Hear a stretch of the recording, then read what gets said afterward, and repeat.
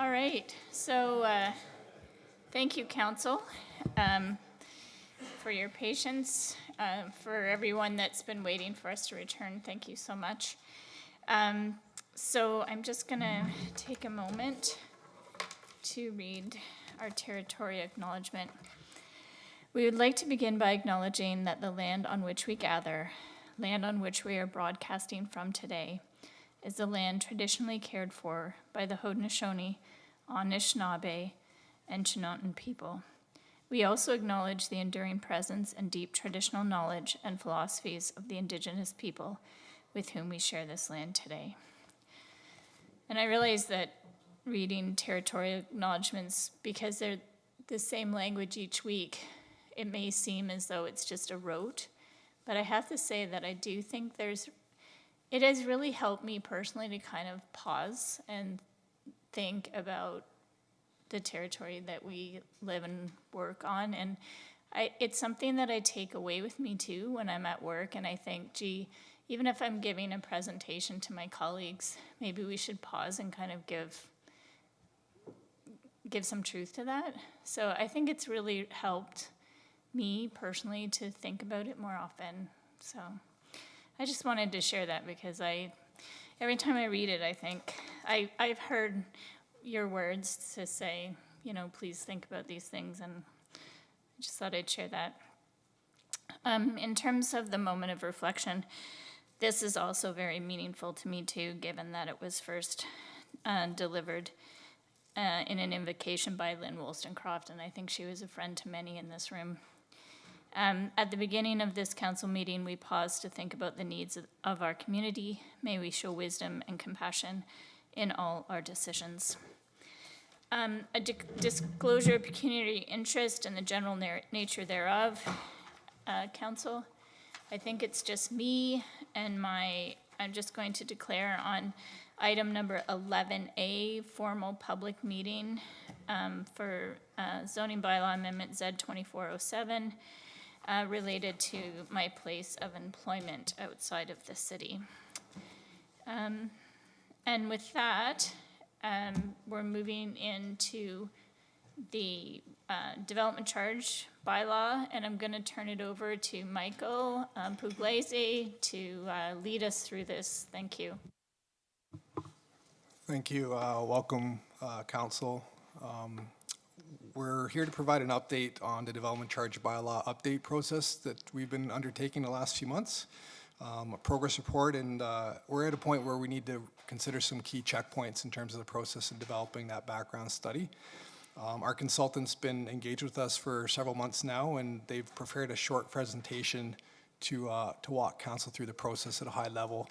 And then we have a lot of time allocated for some Q&A, questions and answers afterwards to help address some of the points that we're asking for Council's direction for in this report. So with that being said, I'll turn it over to our consultant, Stefan Cecunovic from Hempson Consulting, to take you through the presentation.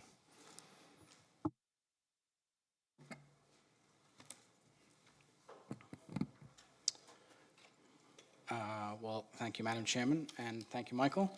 I'm Stefan Cecunovic. I'm an associate partner at Hempson Consulting, and we've been retained to help the city prepare a development charges background study. And as Michael said, I'm going to take about 10 minutes just to give you an update on where we are with the study and speak a little bit about some of the changes that are occurring right now in the world of development charges and how we're going to deal with them through this study process.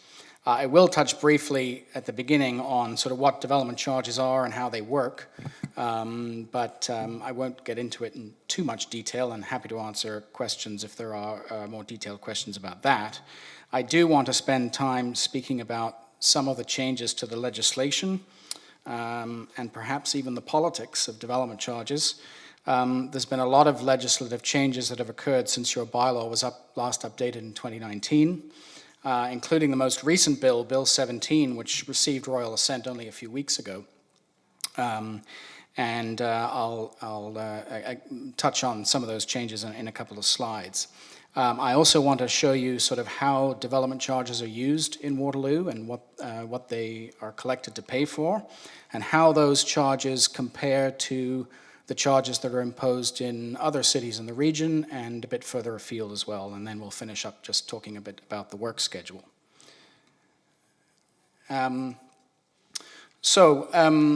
Development charges are fees imposed on developers to pay for growth-related capital costs.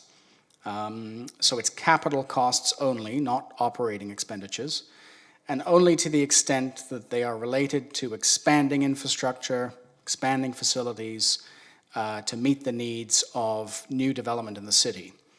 Of course, from the perspective of the developer who comes to the counter to pay the charges, they pay three charges. They pay one to the city for the services that it provides, they pay one to the region for the service it provides, and they will, on occasion, pay an education development charge to the school boards for the purchase of new land for school sites. But we, through this process, are obviously only dealing with the City of Waterloo charge, but it's important to bear in mind that from the perspective of the developer, it is one whole charge, of which the city component is just one part. And the principle, the long-standing principle behind this has been that growth should pay for itself, so that the cost of the new infrastructure and the expansion of facilities is not borne by the existing taxpayers of the city, but by the beneficiaries of those new capital needs. Development charges are imposed by bylaw, and as I said, your bylaw was last passed in 2019. It has a maximum life of 10 years after it comes into force, and so technically your current bylaw could continue for the next few years. Prior to passing a new bylaw, you have to undertake a background study, and that's what we've been retained to help you with, and you have to hold at least one public meeting. And after the bylaw is passed, it can be appealed. Any provision of the bylaw can be appealed, including the rates, and those appeals are heard at the Ontario Land Tribunal. There's quite a strict process for undertaking the background study and calculating the charges, which, needless to say, we're following. So step one in that process is to do a forecast of future development in the city. Step two is to identify the infrastructure needs associated with that forecast. Step three is to look backwards over the last 15 years and establish the levels of service that you've been providing in the city, because your historical levels of service will set a limit on how much you can fund moving forward. Step four is to identify the costs associated with the new infrastructure. And we also have to, through that process, identify any portions of costs that will benefit the existing residents, that can be funded from external funding sources, that can be funded from reserve funds that you have on hand to pay for these costs. But ultimately, after all of those deductions are made, we're left with a pool of costs that are eligible for development charge funding.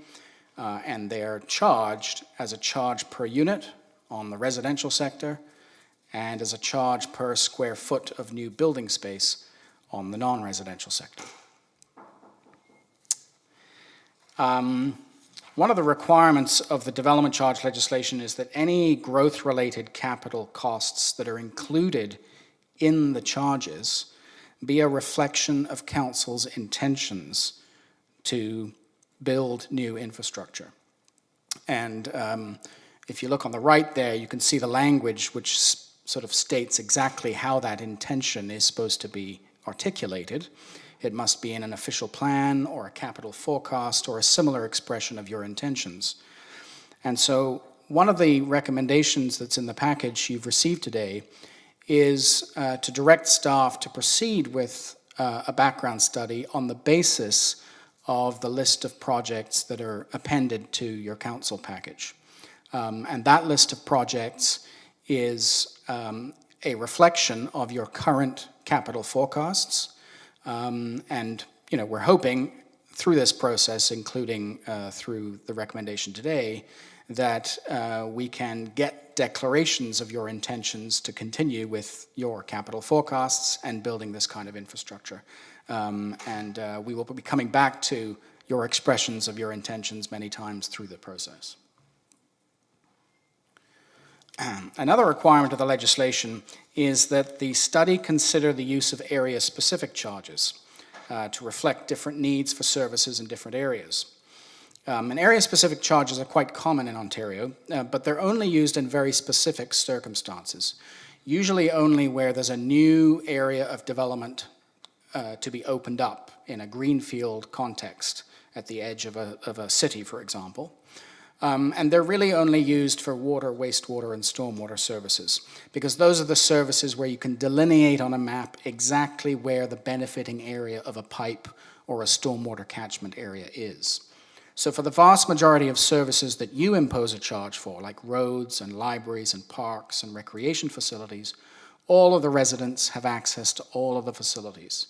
And so those services are rarely, if ever, charged on an area-specific basis. I should mention also that Waterloo has historically adopted a citywide approach, and you really only have one greenfield area left in the city. So if there would no doubt need to be a strong rationale if you moved to an area-specific funding model for this last remaining area. So given the pattern of settlement, where most of the development that's going to occur as redevelopment, the nature of the services in the city, and the historical approach the city's taken to funding infrastructure, the recommendation in the report right now is that you continue with a citywide approach to development charges.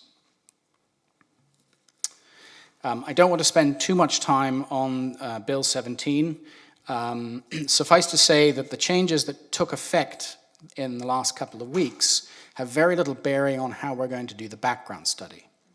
So those changes will provide some exemptions to new forms of development. They'll streamline the way municipalities can do bylaw updates.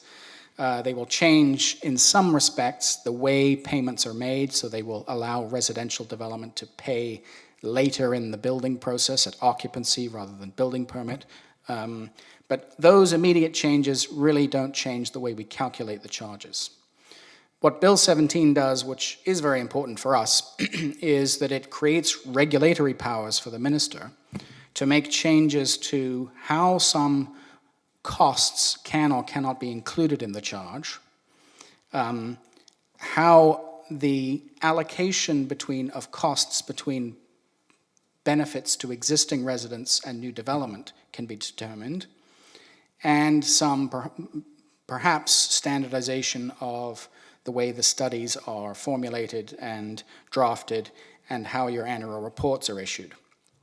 So if we get regulations on these matters, the second set of bullets there, over the next 6 months, that will likely affect the way we calculate the charges, and we will have to be nimble in order to incorporate those changes into the process that we're dealing with. But we're prepared for them, and we're watching very closely, and we'll, of course, let you know if it affects things in a dramatic way. One final thing I just wanted to point out is that our new Prime Minister made a speech at the Federation of Canadian Municipalities recently, and he committed to cutting development charges for multi-residential development by 50% in the next 5 years across the country. But he's also committed to making municipalities whole for any revenue losses arising from these changes. So we'll wait to see what he means and how that manifests itself, but suffice to say we're watching that as well. The current charges that are in the city are shown here on the right, and you can see that there are higher charges for the larger unit types, and then they get smaller for the smaller unit types. And you can see on the left there the services that are funded. It's just under 50% for the engineering services, water, sewer, storm, and roads. About a third for parks and recreation, and then the remaining amount for libraries and growth studies and fire. That's the residential sector, and then on the non-residential sector, it's a $92.23 charge per square meter of new floor area, and it's much more heavily weighted to the engineering services. So about 90% of all the charge for the water, sewer, storm, and roads components. This shows you how the current residential charge for a single detached unit compares to similar charges in other jurisdictions. The green components of the bar are the upper tier charge that is imposed in all of these places. The red is the lower tier charge, or single tier charge. And then where there's an area specific charge, it's shown in gold. So a couple of things to point out. First of all, if we're looking at the region of Waterloo, the green component of the charge is the region's charge, and of course in the cities it's slightly higher than it is in the townships, principally because there's a transit charge in the cities that doesn't apply in the townships. And then within the region of Waterloo, the city of Waterloo is the lowest of the three cities, but note that both Kitchener and Cambridge have updated their background studies and bylaws in recent years. So, they're fresher, if you like, than your 2019 bylaw. And then we've also put a few comparisons from the GTA, and as you can see straight off the bat, that the charges in the GTA are considerably higher than in this part of the world. The city of Brampton, right at the top there, that bylaw went into place the 1st of January this year. That's the full rate they could impose. The city of Vaughan is number 2 there, and would be number 1 by a long stretch had they not imposed a significant discount to the rates that came into force over the last few months. What the council there has done is it has imposed a rate that did exist back in 2018, and it's going to maintain that rate until 2029. And then the city of Mississauga there, number 3, has also discounted all its residential rates by 50%. And in fact, it's exempted altogether the rates that apply to 3-bedroom rental apartments. And that's in place until mid-2026. On the non-residential side, same things here. The green is the upper tier charge, the red is the lower tier charge, and the gold are the area-specific charges. In the sort of regional context, Cambridge, Kitchener, Waterloo, all very close. In fact, almost effectively the same. And of course, you see the charges in the GTA are much higher. I should point out that some municipalities will differentiate the non-residential charge between industrial types of development, commercial types of development, and even office types of development. And one of the recommendations you have today in your package is that staff proceed with exploring differentiating the charge in the city of Waterloo between the different types of non-residential development. So just wanted to wrap up then with the timeline here, and you can see that we're well underway with a lot of the analytical pieces, with the forecasts and the service level review and the policy review. And over the summer, we're going to undertake the rate calculations in earnest and begin engaging with representatives of the development industry. The city has always had taken a very active consultative approach to DC studies, and so we want to leave a lot of time to make sure that the development industry is properly involved in all of the calculation processes. We hope to have a study drafted by November, a public meeting for January, and a bylaw for your consideration in February. Thank you.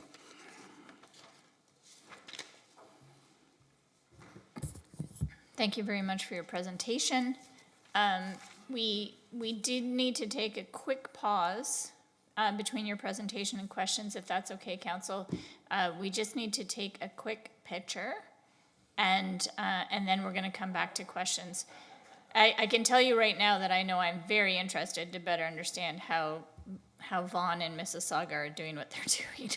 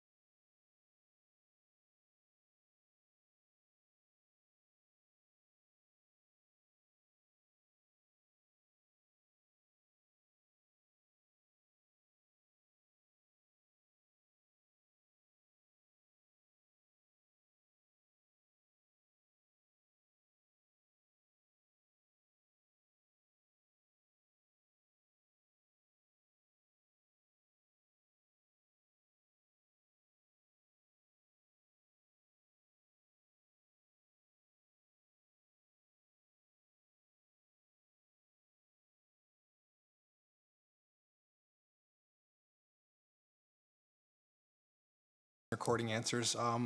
There's some recommendations in the report that council may have questions on, just to ensure that they're providing direction, or you may want to consider things differently or separately or things like that.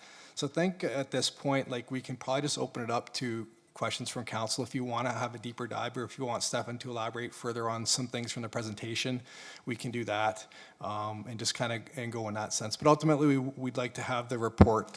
The report is here for approval, as the recommendations are. There's a lot of content in the report itself.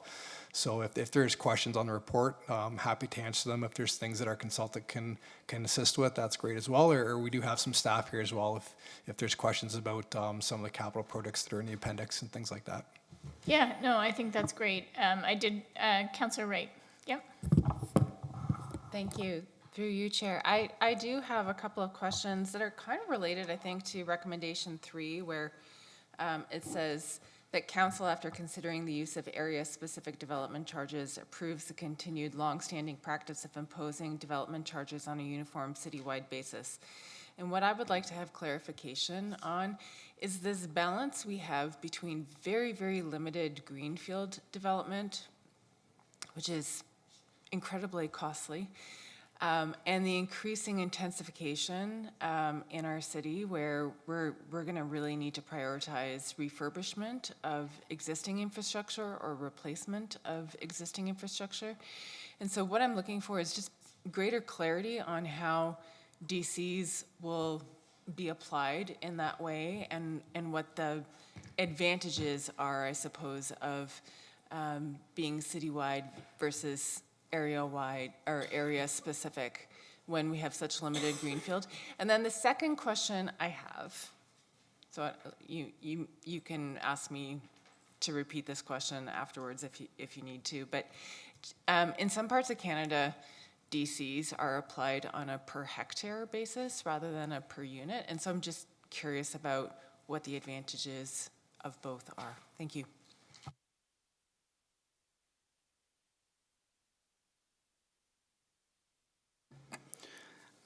Thank you, Councillor, and through you, Madam Mayor.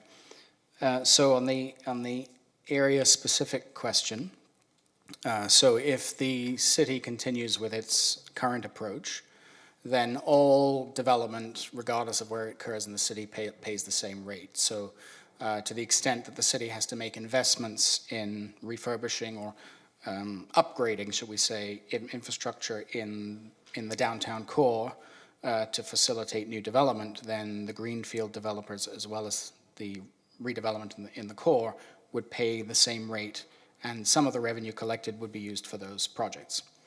And the other part of your question, I think, was, what does it mean to the rates if we move to a different kind of structure? And I think the assumption is always that if you move to a rate that at least distinguishes between greenfield and redevelopment, the greenfield rate's going to be higher. And it's not always the case. We actually did this exercise about 10 years ago in the study process that we did sort of before 2019.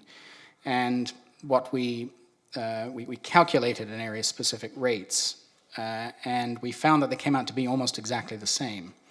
And the reason is that although there's a lot more development being planned as redevelopment, the costs of the upgrades and the refurbishments, as you refer to them, are so much more significant because you're sort of tearing up existing streets. You're not tearing up fields where there's not existing. So in some respects, it's easier to lay a pipe in a greenfield context than it is to dig up an existing pipe and upgrade it in where there's already a busy street. So I'm not saying that if we did that exercise again, it would come out to be the same, but I'm not sure that we should assume that an area-specific approach is going to lead to a dramatically different kinds of charges across the city here.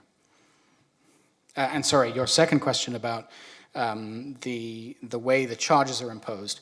There are some per hectare charges that are imposed in Ontario as well, but they're almost always for in cases where we don't know the lotting and the subdivision of land that's going to occur. And it's always for sort of things like stormwater management which, where you can justify a charge on a per hectare basis because the needs for stormwater management are driven by the amount of developed land area. So there are certain kinds of services and circumstances where a per hectare charge is quite useful, but not for most of the services we're dealing with here in Waterloo. Okay, thank you for that. I had just noted that in a recent report to the City of Calgary, they were continuing on with their per hectare approach, and so I was really curious why they do it that way versus how we do it in most of Ontario and BC.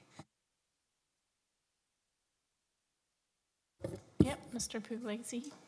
Yeah, through your Chair Freeman, if I could just add a bit more context, there is some information in the report about area-specific charges and kind of the history where we came to, and to note that we've been collecting on a citywide rate for many years, I think forever, as long as they've been imposed.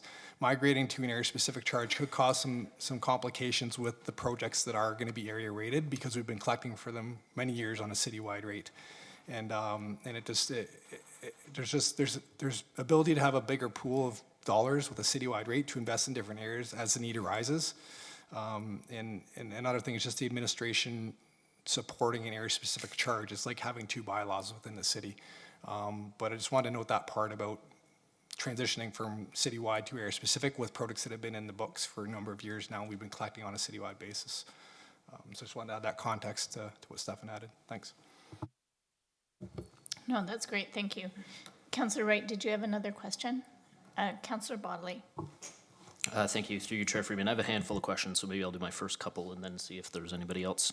My first question, so I appreciate that there are a host of other inputs, and you outlined some of them, the growth projections and things like that are going to ultimately be what drives the rates at the end of this process. But of course, the Appendix A capital projects, that's a huge one of those inputs that's going to ultimately be driving these rates. And so I'm curious if you can provide council with some feedback into sort of insight into, and maybe this is a question for some of the broader commissioners here as well too, into sort of how these projects are selected, how we determine that they are appropriate from a growth pays for growth or a DC perspective, and also perhaps if you could provide some feedback into the feasibility of some of these projects. And I think particularly there's nearly $30 million in DC funding for buried hydro, and whether or not we feel like some of these projects are actually going to be feasible. Thank you, Councillor, and through you, Madam Mayor. So I can't speak to the feasibility of the projects. I'll defer to staff on that.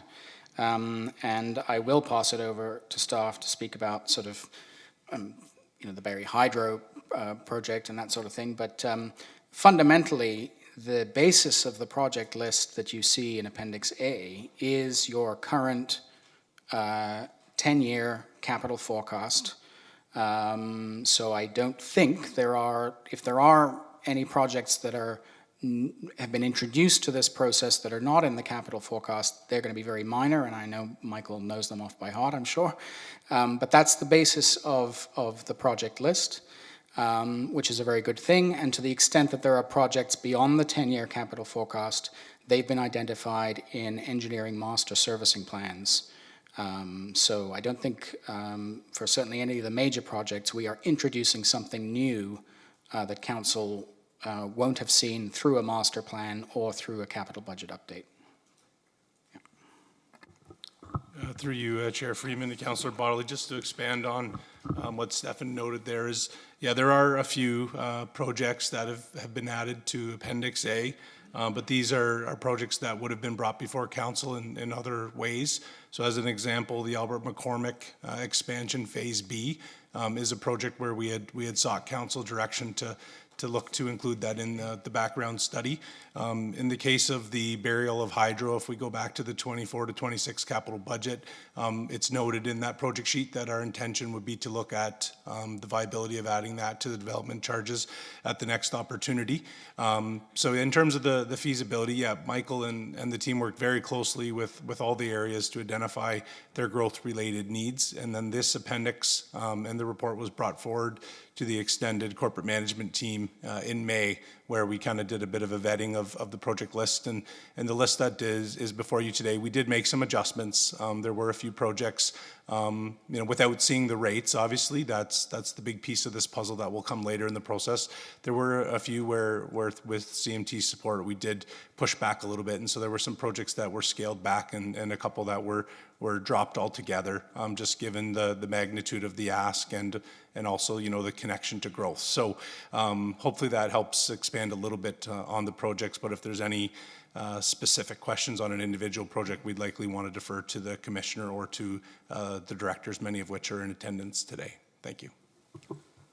Thank you for that clarification. And I think at this point in time, I'll leave it there. I appreciate, and I think I just wanted to highlight that as we get closer to determining what the rates are, there's an opportunity for us to be, for staff and council to be revisiting this list to determine whether or not it's still appropriate.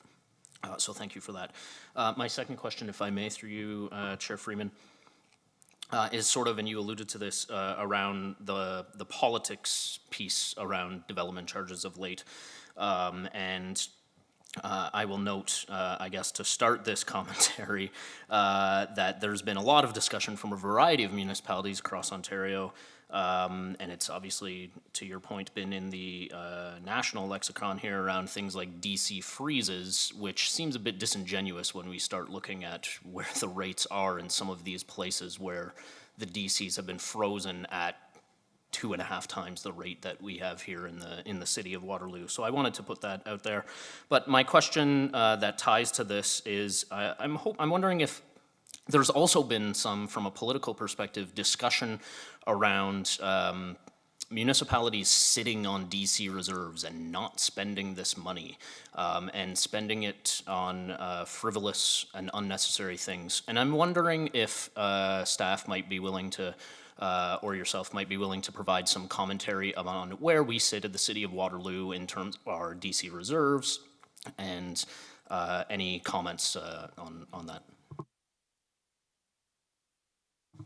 Thank you. Yeah, through you, Chair Freeman, to Councillor Wadley. So we provide our most recent annual statement of development charges back in May, which had our reserve balance at the end of the year, to uncommitted projects at about, I think it was about $6 million. There's money in active projects that is committed, projects in progress, things like that. But the money that's uncommitted, so to say, the 5.9 million or so, it is committed to projects in our budget. So it's not money that's not committed to anything. So our capital program has multi-million dollars, of which that 5.9 million is attributed to first. And as Stefan noted, through the process, the remaining costs get reflected through future development charge rates and collections. That's great, thank you. And just a final follow-up on this, and then I'll open up to the rest of my colleagues here. I'll just note that later today, we are going to be approving a significant DC-funded project, Beaver Creek and Conservation. And we're actually going into DC debt for many years to be able to pay for that.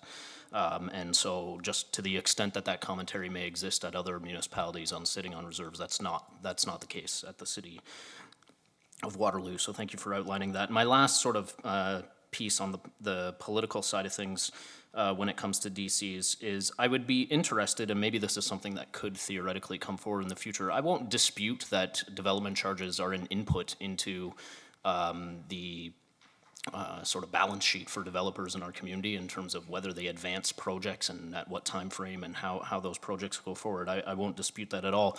But I would be interested in seeing whether or not we could align housing starts to some of these development charges that we're seeing from comparative municipalities. Like, are we seeing that Brampton, Vaughan, and Mississauga are falling well short of their housing targets because of where their DC rates are, and we're vastly exceeding them because ours are 2.5 times less than theirs? I would be interested in sort of seeing how that gets framed because, as I say, I don't dispute that it's an input into development, but I don't know the extent to which it is the barrier to development happening in our community. And no need to answer that now unless you have some comments on it, but something going forward, I would be interested in seeing how that lines up.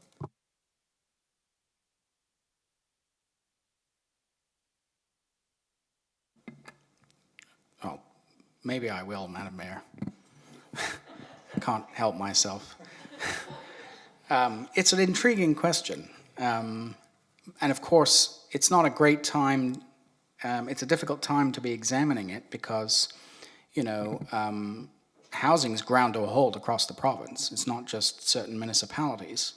And I think the answer to your question is that it's really too early to tell whether any of the changes that have been made in, for example, the city of Vaughan or the city of Mississauga are going to have any effect on the rate of housing starts in those municipalities. But I think certainly when we come back to council in September, we will endeavor over the summer to have a look at that and see whether there's any trends or patterns that we can sort of tease out for you. Other questions? Mayor McCabe. Thank you. Thank you very much. Thanks to everyone who contributed to this report. Just a couple questions. Under the consultation piece, I'm just curious about, it seems to indicate that consultation will happen primarily with builders and developers and people in the home building associations and Chamber of Commerce. I'm just wondering, should there not be, or can you explain why there's not a more broader consultation, like with, you know, residents in the community who may have input or may want to input into what they see as, you know, valuable things that that they want, you know, across our community, or even other divisions like our parks or forestry, or some beyond just who's indicated in the report there. So just wondered if someone could enlighten me a little bit about that. Yeah, through your chair, Freeman, to the mayor. Yeah, so historically we've had the engagement with the home builders and the developers community, our economic development advisory committee as well, the Chamber of Commerce, being the ones that are the payers of the charge, and ultimately the ones that are reviewing the process, ensuring they're comfortable with the charge that they're paying. The end users, being the public, you know, are the benefactors of those projects that are get built, but not to say the engagement can't happen, to say that these things are important. And also just in thinking about other areas to engage with potentially affordable housing providers as well, to see if, you know, if they're, what their view on development charges is from their building process, and is it a barrier to development, things like that. So we can certainly take that away, and but historically, from your question, it's always to engage with the payers of the charge to ensure they're comfortable with the dollars that we're invoicing them upon getting their building permit. Right. Okay. I guess I'll leave that with you and our Director of Corporate Communications to just maybe think through, you know, are there other groups that should be included in that consultation? Because we know that, like, as much as it's a development community that pays them, it's for projects that often, I mean, that, as we said, are citywide. And so I'll leave that with you. And I think, Councillor Bodley, you asked my question, but I'll just make sure that I heard it. I'm just curious about the affordability piece and this. You know, we're hearing a lot about DCs, and, you know, that this is what's stopping housing from being built, and et cetera, et cetera. And I think there's some fundamental misunderstanding about DCs by some other levels of government. But I'm just curious if there's any evidence in Ontario or beyond Ontario that lowering DCs has actually ever resulted in lower housing costs. Like, are the savings ever passed on? Do we know, or? Through you, Madam It's Mayor. okay just to say no. But no, I'm not going to say no. I'm going to. The only honest answer to that, which is a very difficult question, is that it depends. If you look at the academic research into this, it is inconclusive. It certainly depends upon the nature of the housing market, whether it's a hot market or a slow market.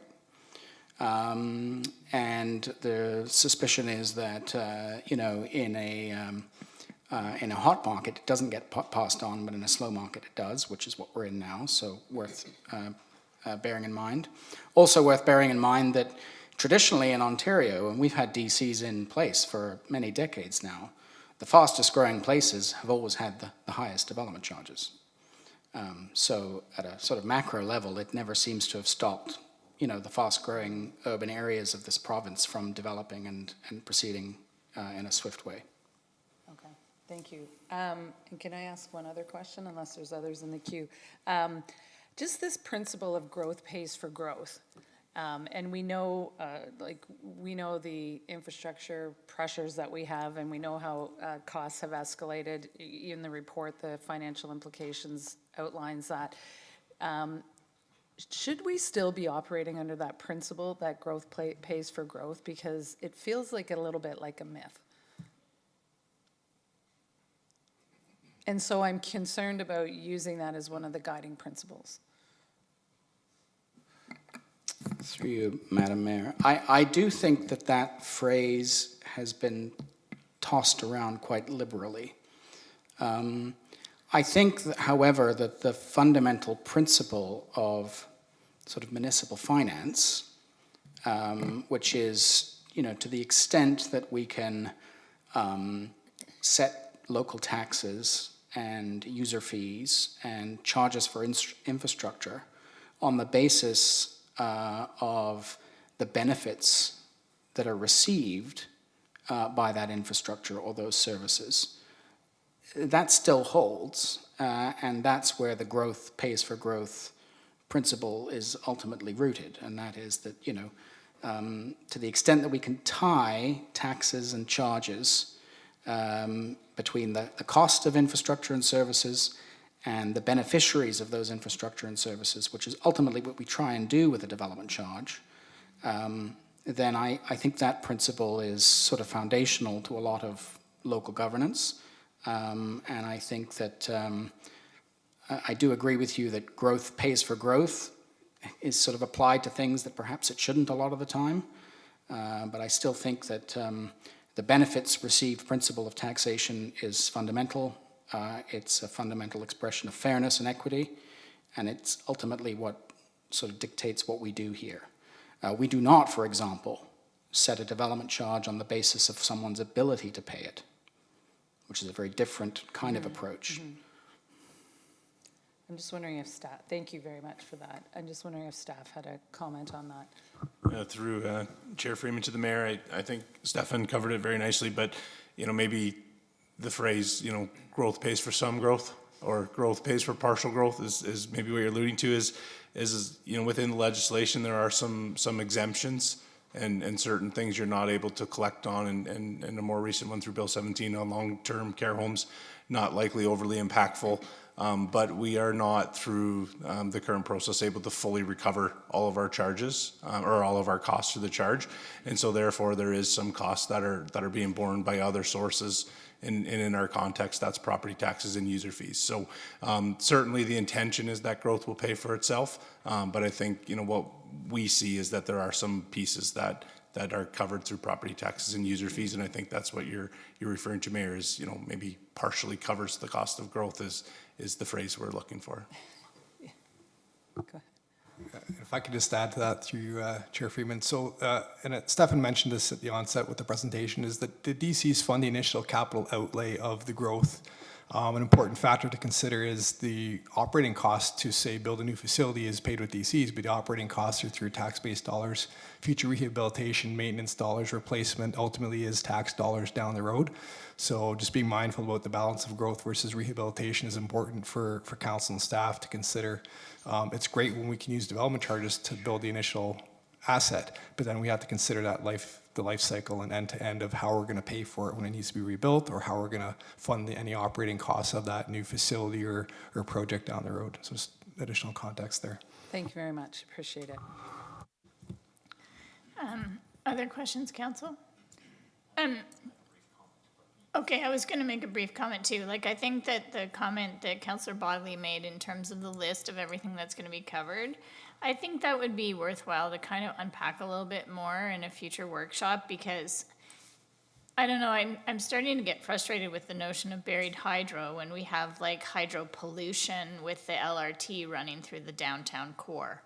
And so sometimes I feel like we're funding things that are so expensive, and I don't know, and maybe I'm just using buried hydro as an example, but maybe it's a preferred a way to advance subdivisions from a hydro perspective too, because they never have to worry about overhead lines and all of the things that come with that. I don't know. But I just think it might be worthwhile to try to unpack that a little bit more. And maybe, and I know that things came out of the list that used to be there that I think are very important for building community, like libraries. So I think there's probably some value in kind of just exploring those buckets again by department or something. I'll, and also like, I think too, I don't think development charges are barriers to where people choose to develop per se. So I think it's quite fascinating to see how high the development charges are in places like, I'm going to use Vaughan in particular because literally residential development is explosive in Vaughan. The highest rate of development growth in Canada right now is Brampton. And all of those municipalities have some of the highest development charges. So I think it's a really fascinating piece that you provided on that front. Yeah. Thank you, through you, Chair Freeman, thanks for that. The only other thing that I wanted to highlight here, if I may, is to use this as another opportunity to speak to the fact that we need a different municipal funding framework from higher orders of government if there is going to be any conversation about cutting DCs, as the Prime Minister said, and the Prime Minister noted that they're going to make municipalities whole on this.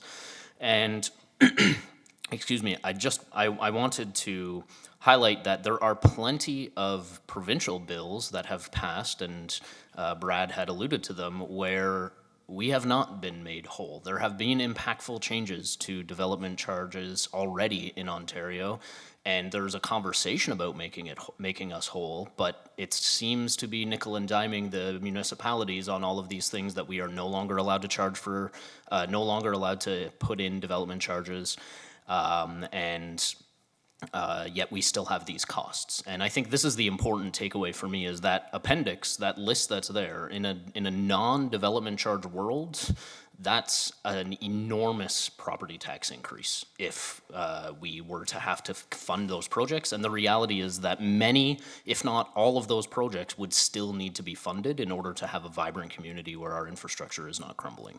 And so I wanted to just highlight the necessity for higher order levels of government to come forward here and be part of the solution with municipalities if they are indeed talking about overhauls to the DC program. Thanks.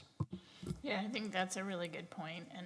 And the "we promise to make you whole" seems to be you get to compete for it too. If there's no other questions on this report, thank you again for your time. I really appreciate it. We're going to move on. Oh, no, we have a recommendation here, Council. Can I ask for a mover? Moved by Councillor Bodley, seconded by Councillor Hanmer. All those in favor? That's carried unanimously. And so on the consent motion, I understand that, Mary, you just wanted to pull item A, is that correct?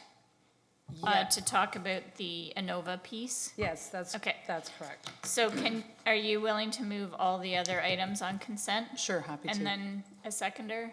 Seconded by Councillor Vasek, all in favor? That's carried unanimously.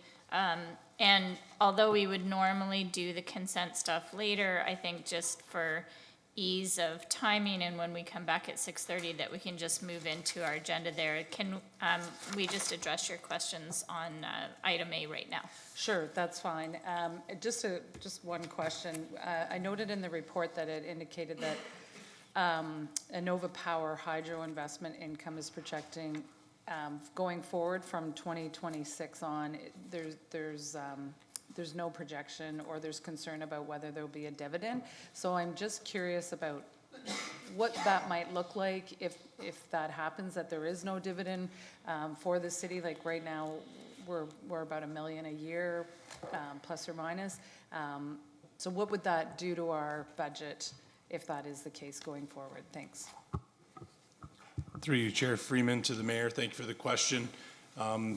Going forward, we will continue to definitely rely on the Innova dividend and interest payments, and it'll just be a question of how much we're able to get. So in 2025, as outlined in the report, it's the final year of the minimum guaranteed dividend as per the terms of the merger.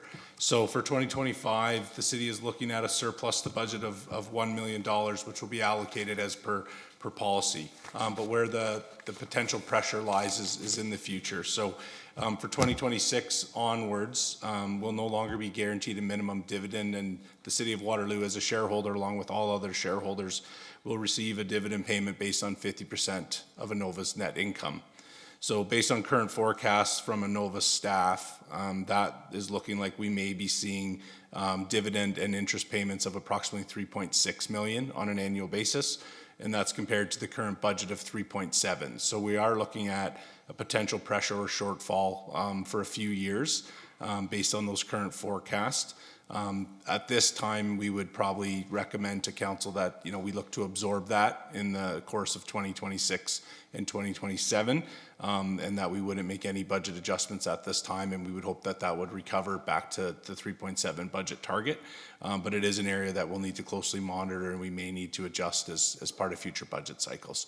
But based on the latest information from Innova, that's kind of where we're at right now, slightly below the 3.7 million target for 26 and 27. Okay, thanks. I think that's important for us to understand and just, as you said, really closely monitor it going forward, because it's an important piece of our budget. It is. It's a revenue line at risk. Okay.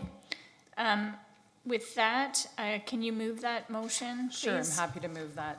Can I just add another Sorry, quick comment? I yep. just wanted to say thanks to Kim and Brad and Michael and Paul for the investment income report as well. It's always good to read that, and I know we don't spend much time talking about it, but we know it's really important to the city as well, and we appreciate the time and effort that goes into that too. So thank you very much.